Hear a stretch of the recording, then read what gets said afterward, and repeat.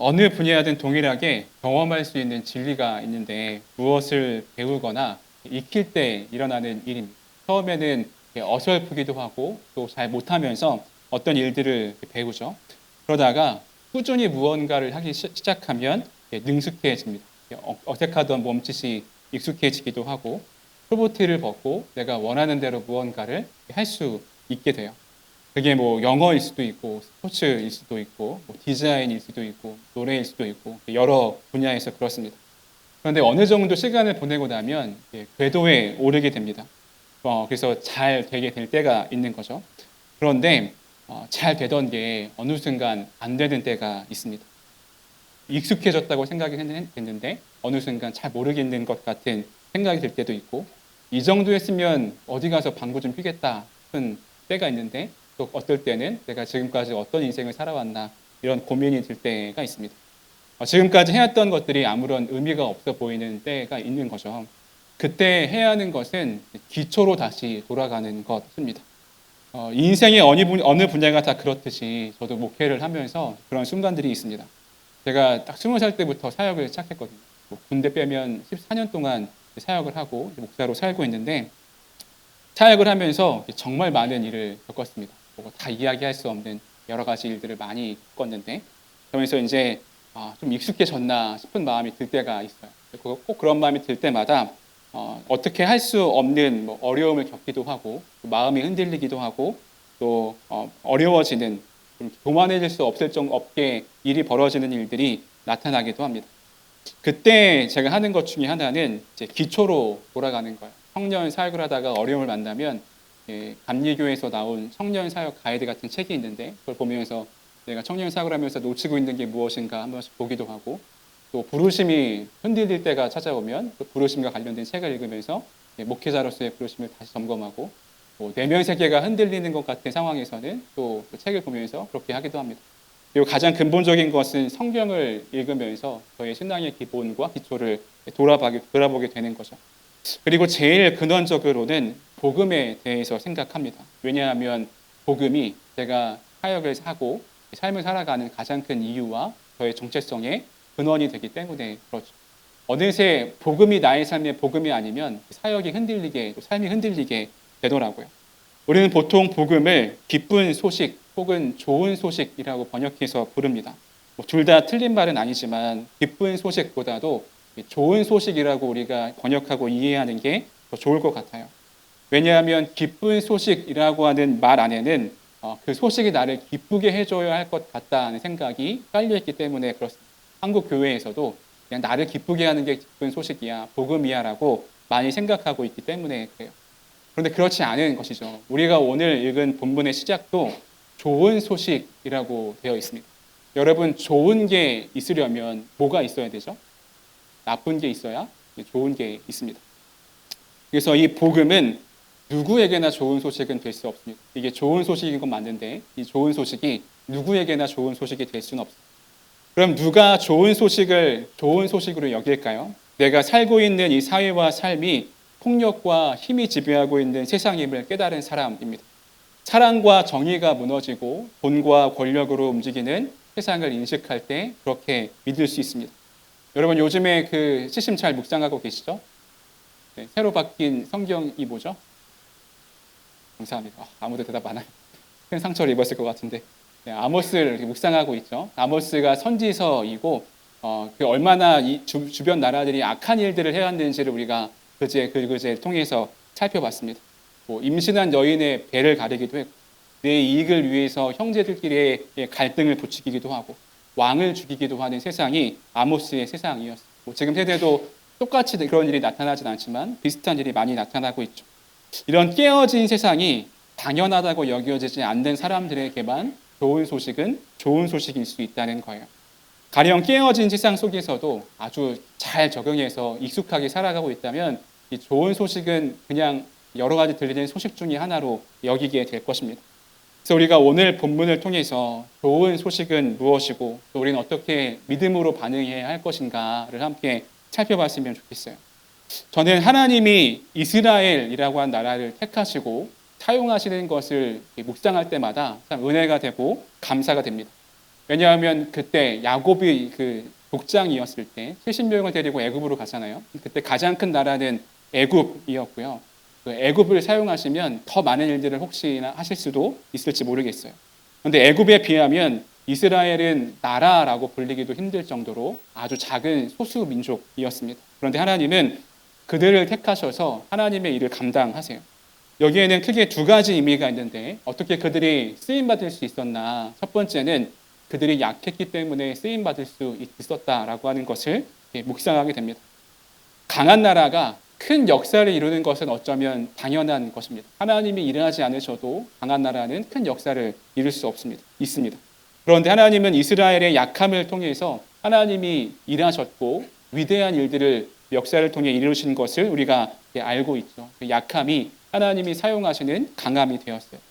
둘째, 그 약함을 통해서 그들을 제사장 나라로 삼으셨다라고 이야기합니다.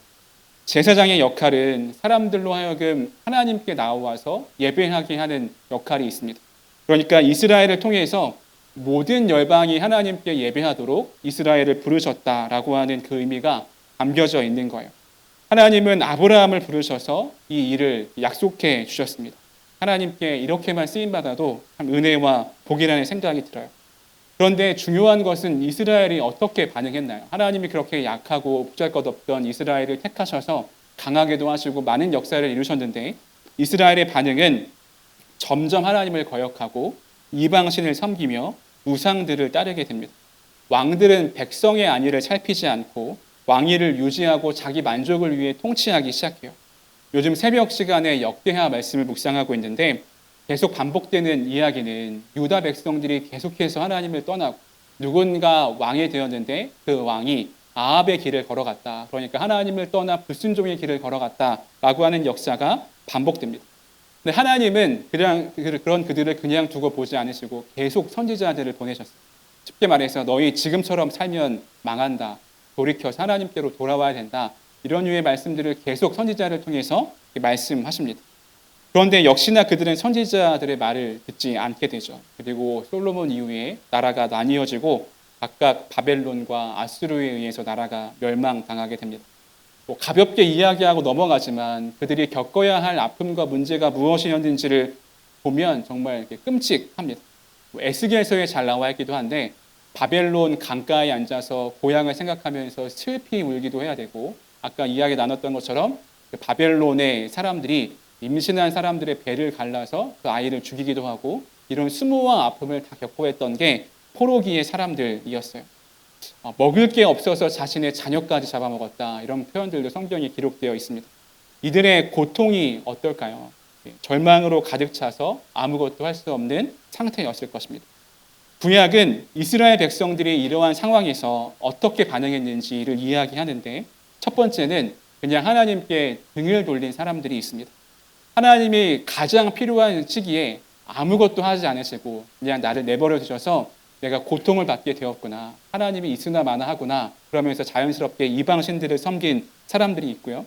두 번째는 하나님의 심판을 받아들이기는 하지만 다른 방식으로 반응하는 사람들이 있어요.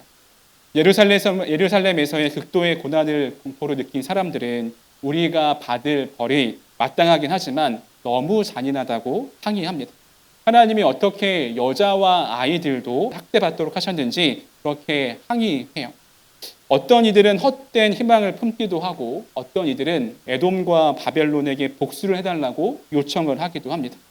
또 어떤 이들은 이건 우리 잘못 아니고 조상들이 한 잘못인데 우리가 왜 벌을 받아야 하느냐 이렇게 반응하는 사람들도 있었어요. 세 번째 부류는 하나님의 심판이 당연하다 여긴 사람들입니다. 선지자들을 통해 이미 여러 번 말한 바 있던 것을 우리가 듣지 않았구나라고 하는 것을 인정하는 거예요.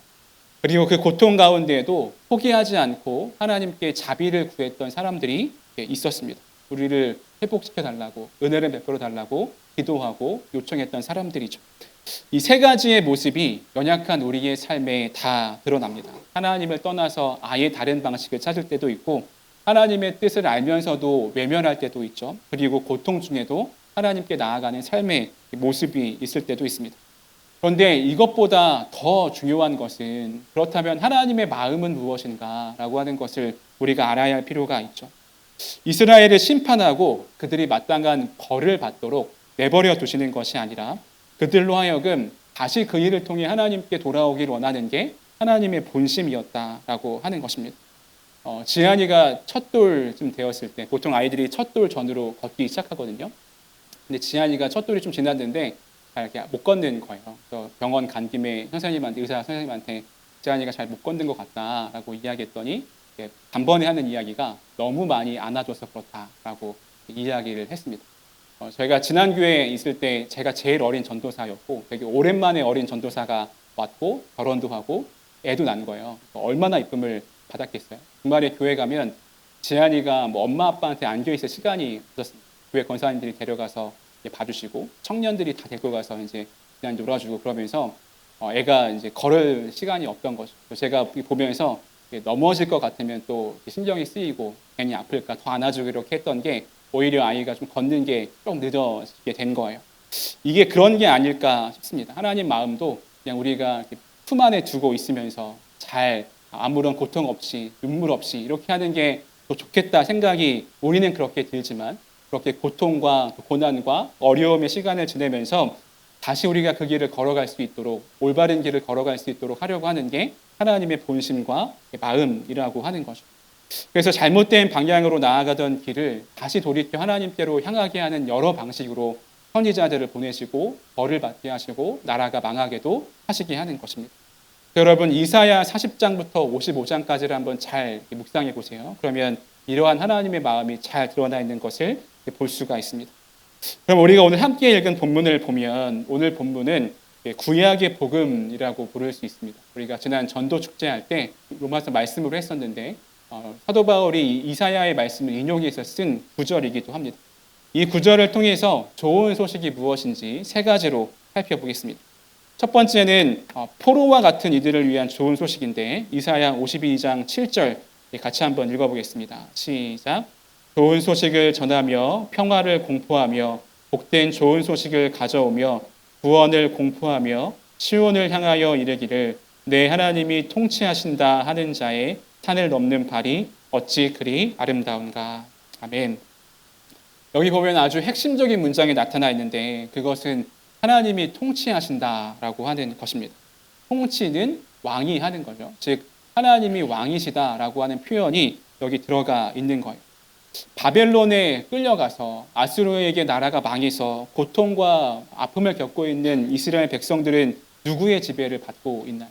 아수르와 바벨론의 지배를 받고 있습니다.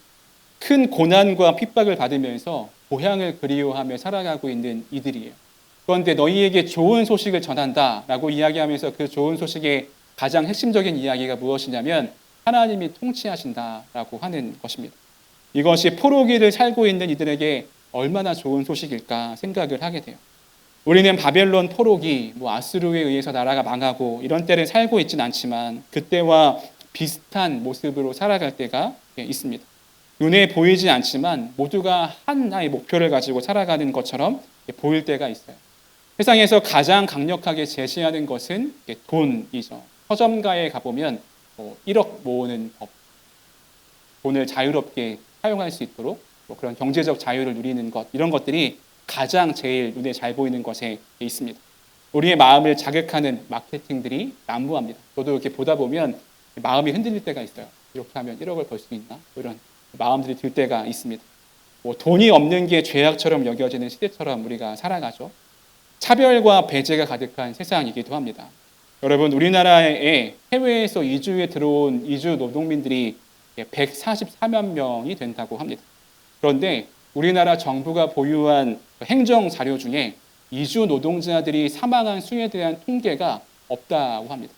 이게 통계가 없다는 것은 무엇을 의미하냐면 한 사회의 구성원으로 또 한 인원으로 취급하지 않는다라고 하는 거예요. 싼 값에 노동력을 착취하면서 인간의 존엄을 지켜주고 있지 않는 것이 우리의 사회의 모습입니다. 자연스러운 차별과 배제이죠. 꼭 이주 노동자의 모습이 아니더라도 우리가 이 사회에서 여러 가지 많은 차별과 배제를 겪으며 삽니다. 나이로, 성별로, 사는 지역으로, 출신 대학으로, 스펙으로 그렇게 살아가죠. 우리는 이 사회 속에서 나를 증명하기 위해서 아둥바둥 살아가기도 합니다. 기후 위기는 말할 것도 없습니다. 최근에 여러분 폭설로 어려움을 겪으셨나요? 제가 수요일 날 제자훈련을 마치고 마무리 식사를 하려고 능곡에 있는 곳에 가서 식사를 하고 돌아오려고 하는데 눈이 그때 엄청 왔어요. 근데 스타렉스를 타고 갔는데 마유로 꺾어서 올라오는 길을 차가 못 올라가더라고요. 삥 돌아서 왔는데 거기서 여기까지 1시간 40분이 걸려서 이렇게 왔습니다. 근데 이게 뭐 눈이 내릴 때는 너무 이렇게 아름답고 진짜 연말 분위기가 나구나 이런 마음이 들긴 하지만 왜 이렇게 폭설이 많이 왔나를 살펴보면 터의 바다가 식지 않아서 그렇다고 합니다. 터의 바다가 2도가량 더 식어야 되는데 터의 바다가 너무 따뜻해서 북서풍이 불어오는 찬바람과 따뜻한 바람이 만나면서 이게 큰 폭설로 이어졌다라고 하는 거죠. 눈 많이 와서 좋다 이렇게 안심하고 좋아할 상황이 아니라 기후위기가 더 심각해지고 있구나라고 하는 것을 생각해 봐야 할 때인 거죠. 우리가 안심하고 넉넉히 살아갈 만큼 지금 세상이 녹록지가 않다고 하는 것입니다. 깨어지고 무너졌고 많은 이들이 아픔과 눈물 가운데 살아갑니다. 이러한 삶과 시대 속에 좋은 소식이 무엇이에요? 하나님이 통치하신다. 하나님이 우리를 외면하지 않고 깨어지고 무너진 것을 다시 회복시키시고 사랑과 정의가 충만한 상태로 회복시키신다. 그 평화를 이루실 것이다 라고 하는 것입니다. 이사야에서 말하는 평화는 이렇습니다. 우리 긴데 이사야 11장 6절, 9절, 6절부터 9절까지 같이 한번 읽어보겠습니다. 시작. 그때 이리가 어린 양과 함께 살며 표범이 어린 염소와 함께 누우며 송아지와 어린 사자와 살진 짐승이 함께 있어 어린 아이에게 끌리며 암소와 곰이 함께 먹으며 그것들의 새끼가 함께 엎드려지며 사자가 소처럼 풀을 먹을 것이며 젖먹는 아이가 독사의 구멍에서 장난하며 젖된 어린아이가 독사의 굴에 손을 넣을 것이라. 내 거룩한 산 모든 곳에서 해됨도 없고 상함도 없을 것이니 이는 물이 바다를 덮음같이 여호와를 아는 지식이 세상에 충만할 것임이니라. 아멘. 여기 보면 해도 없고 상함도 없다라고 이야기합니다. 이사야에서 그리고 있는 온전한 하나님 나라, 하나님의 평화의 세계를 이야기하고 있어요. 모든 갈등과 분쟁과 전쟁은 그칠 것입니다. 하나님이 진정한 왕으로 오셔서 이 땅에 완전한 평화를 이루실 것이다. 이것이 우리에게 좋은 소식이라고 말씀하고 있어요. 두 번째는 이게 그리스도 안에 있는 이들에게 좋은 소식이 됩니다. 우리가 예언서를 읽으며 늘 생각해야 하는 것은 구약이 메시아에 대해서 예언을 하고 있을 뿐만 아니라 예수님을 통해서만 완벽한 적용을 할 수 있는 내용들을 묘사하는 부분들이 있어요. 오늘 본문의 좋은 소식이 세 가지 측면에서 예수 그리스도께 해당되는데 7절에서 통치하신 하나님, 8절에서 돌아오신 하나님, 9절에서 구속하시는 하나님입니다. 예수 그리스도의 탄생으로 하나님 나라가 시작되었습니다. 구약의 마지막 말라기 이후로 400년의 시간 동안 하나님은 아무 말씀하지 않으면서 암흑의 400년의 시간을 보내야 했습니다. 그리고 신구약 중간사라고 이야기하기도 해요. 그리고 그 시기를 겪고 예수님이 오셨습니다. 다시 돌아오신 거죠. 그리고 십자가와 부활로 완벽한 구원 역사를 이루셨습니다. 즉 복음의 완성은 예수 그리스도이시고 그가 오심으로 성취되었다고 하는 것을 이야기하고 있어요. 우리가 아주 많이 읽었던 말씀이고 이제는 좀 외워야 되지 않을까 싶은 말씀인데 마가복음 1장 15절 같이 한번 읽어보겠습니다. 시작. 이르시되 때가 찼고 하나님의 나라가 가까이 왔으니 회개하고 복음을 믿으라 하시더라. 아멘. 이렇게 좀 외울 법하지 않나요? 네, 알겠습니다. 네, 구약에서 시작된 하나님의 통치가 시간이 흘러서 신약에서 예수님을 통해서 확증되고 있는 거예요. 그리고 예수님이 다시 오실 때 완성될 것입니다. 우리가 교회력으로 이제 강림절기를 보내고 있는데 2000년 전에 오셨던 아기 예수님을 기다리는 것과 동시에 다시 오실 예수님을 기다리는 절기를 우리가 보내고 있습니다. 우리는 예수님의 삶과 사역을 보면서 하나님이 약속하셨던 구약의 언약이 성취되고 있음을 볼 수 있어야 합니다. 때로 우리는 예수님께 이것저것 바라는 것 많이 있지만 신앙의 근본에 있어서는 예수 그리스도 자체가 이미 우리에게 좋은 소식이어야 합니다. 우리가 신앙이 어릴 때는 이것도 좀 해주시고 저것도 좀 해주셔야 하나님이 나를 사랑하는 것 알겠습니다. 이렇게 이야기할 수 있지만 조금씩 신앙이 깊어지면서 이미 예수님이 우리 안에 오셔서 나와 함께 하시는 것만으로도 우리에게 좋은 소식이어야 하는 거예요. 우리의 죄와 더러움을 담당하셨고 우리는 얼마나 나와 상관없는 일에 대해서는 관심 갖지 않고 신경 갖지 않으려고 하지만 우리 한 사람 한 사람을 위해 예수님이 우리에게 오셨다. 우리를 외면하지 않으셨다. 그리고 십자가에 죽으시고 부활하셨다라고 하는 것을 예수님의 마음을 누려야 합니다. 예수님 자체로 그가 이루신 일 자체가 우리에게 좋은 소식이어야 하는 거죠. 마지막으로 이 좋은 소식은 온 세상을 향한 것인데 우리 이사야서 52장 10절 같이 한번 읽어보겠습니다. 시작. 여호와께서 열방의 목전에서 그의 거룩한 팔을 나타내셨으므로 땅끝까지도 모두 우리 하나님의 구원을 보았도다. 아멘. 여러분 자기중심적으로 살아가는 사람은 신앙생활도 개인적으로 하는 경우가 많습니다. 나의 구원, 내가 처해 있는 문제, 나의 가족, 나의 교회. 그래서 평생을 신앙생활하면서도 내 신앙만 건사하며 사는 것도 어려워하는 분들이 있어요. 성경은 일관되게 이야기합니다. 구원은 온 열방을 향한 것이다. 이것이 하나님의 마음, 나를 향한 것이기도 하지만 온 열방을 향한 것이다 라고 이야기하는 거죠. 하나님은 아무것도 없는 아브라함을 선택하셨습니다. 그리고 복의 근원이 될 것이다 라고 말씀하셨고 아브라함을 통해서 온 열방이 주님께 돌아오게 될 것이다 라고 약속하셨어요. 그리고 시간이 훌쩍 지나서 이사야 방금 읽었던 말씀을 통해서 하나님이 그 일을 어떻게 이루셨는지를 보게 됩니다. 그리고 신약에 이르러서 이 일이 진짜로 일어날 것이다 라고 하는 것을 믿은 사람이 있었는데 사도 바울이 로마서 15장에서 이렇게 고백합니다. 같이 한번 읽어보겠습니다. 시작. 내가 말하노니 그리스도께서 하나님의 진실하심을 위하여 할례의 추종자가 되셨으니 이는 조상들에게 주신 약속들을 견고하게 하시고 이방인들도 그 긍휼하심으로 말미암아 하나님께 영광을 돌리게 하려 하심이라. 기록된 바 그러므로 내가 열방 중에 주께 감사하고 주의 이름을 찬송하리로다 함과 같으니라. 아멘. 처음에는 조상들에게 주신 견고한 약속을 견고하게 하셨다라고 이야기합니다. 아브라함에게, 이삭에게, 야곱에게 하신 약속이에요. 그리고 그 이유는 무엇인가요? 견고하게 하신 이유는 처음 아브라함에게 언약하셨을 때와 같이 온 열방이 주께 돌아와 하나님께 영광을 돌리게 하기 위함이다라고 하는 것을 이야기하고 있습니다. 그래서 사도 바울은 이 말씀을 의지해서 구약부터 흘러내려오는 그 말씀을 의지해서 자신의 평생을 복음을 전하는 삶을 살아갈 수 있었던 것이죠. 우리의 사명은 무엇이어야 할까요? 우리가 총회를 준비하고 진행하고 또 내년을 꿈꾸게 될 텐데 우리의 사명은 무엇이어야 할까? 가장 기초, 근본적인 것은 좋은 소식이 될 수 있게끔 하는 것입니다. 우리가 마음을 잘 지키고 하나님께 우리의 마음을 고정해 놓고 있지 않다면 세상의 수많은 것들이 우리의 좋은 소식의 자리를 빼앗습니다. 그것이 관계 때문일 수도 있고 이성 때문일 수도 있고 칭찬받고 싶은 마음, 인정받고 싶은 마음 때문일 수도 있습니다. 누군가를 비난하고 또 비판하는 것일 수 있고 은밀한 죄를 방치하는 것일 수도 있습니다.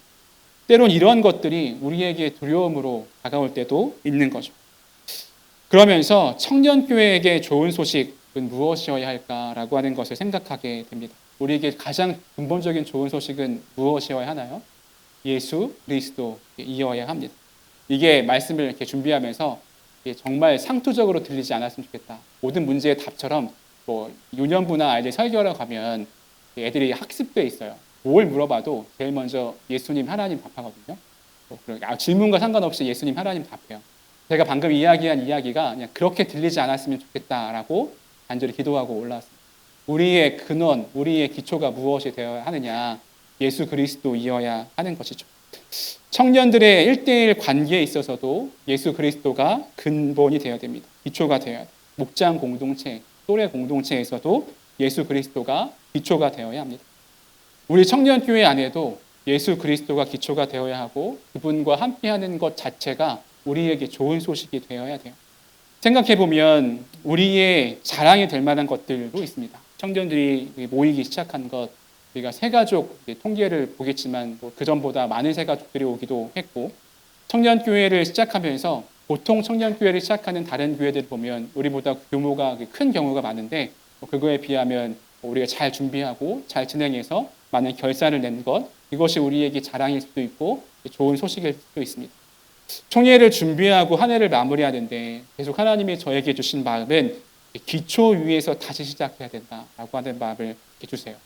기도하면서 이런 마음을 받았는데 처음에 제 마음은 약간 좀 이렇게 반발하는 마음이 있었어요. 하나님, 기초 언제까지 해야 돼요? 기초 지금까지 많이 해오지 않았나요? 이런 마음이 제 마음에 있었는데 말씀을 묵상하고 그 기도하면서 동일하게 주신 마음은 우리가 기초 위에 다시 시작해야 된다. 예수 그리스도 위에서 다시 시작하는 게 필요하다라는 마음을 주십니다. 사도 바울은 그리스도를 아는 지식을 가장 고상하게 여김으로 다른 모든 것을 배설물처럼 여겼다라고 말씀합니다. 우리가 열심히 해온 사역들을 뭐 다 무시하고 아무것도 아니다 이렇게 할 것은 아니지만 그것 자체가 우리의 자랑의 모든 것이 되어서는 안 됩니다. 바라기는 오늘 총회를 통해서 우리 공동체의 주인이 예수 그리스도이심을 드러나기를 원합니다. 또한 내년 한 해가 청년교회 사역이 더 확장되기를 원하는데 그 사역이 온 열방을 향한 하나님의 마음을 품고 우리 교회가 더 커지면서 우리의 자랑이 되기 위해서 그렇게 하는 것이 아니라 아브라함에게 주셨던 약속, 이사야에게 주셨던 약속, 사도 바울에게 주셨던 그 약속처럼 온 열방이 하나님께 돌아오게 하기 위하는데 우리가 그렇게 귀하게 쓰임 받았으면 좋겠습니다. 왜냐하면 예수 그리스도가 우리에게 좋은 소식이고 누구에게나 좋은 소식이기 때문에 그렇습니다. 말씀을 마무리하겠습니다. 오늘 읽은 본문 뒤에 이스라엘 백성들은 어떻게 되었을까요? 포로기가 다 끝나고 다시 이제 유다로 돌아오게 돼요. 잠시 숨 돌릴 틈도 없이 페르시아, 헬라, 로마에 이르기까지 강대국들이 다시 유다와 이스라엘을 지배하기 시작합니다. 그리고 그들은 간절하게 기다렸어요. 메시아의 오심을 간절히 기다렸습니다. 그리고 메시아, 나사렛 출신 목수의 아들이 이렇게 외칩니다.